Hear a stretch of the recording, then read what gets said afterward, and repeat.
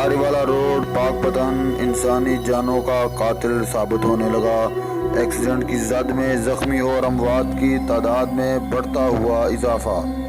گزشتہ رات بتی ایس پی تابر کے قریب ڈرائیور کی غفلت اور برق رفتاری کی بنا پر کھاد سے لدا ہوا ڈیمپر درخت سے ٹکرا گیا، جس کے نتیجے میں ڈرائیور جاں بحق اور ہیلپر شدید زخمی۔ جاں بحق ہونے والے ڈرائیور نوید ولد محمد اقبال چشتیاں کا رہائشی تھا اور زخمی ہونے والا محمد رمضان ولد رب نواز جنگ کا رہائشی ہے۔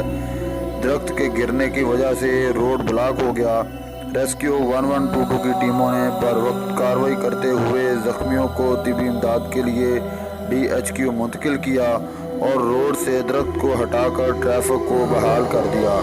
کیمرامین حافظ اکرام کے ساتھ محمد بخش، لائٹ نیوز، پاک پتن۔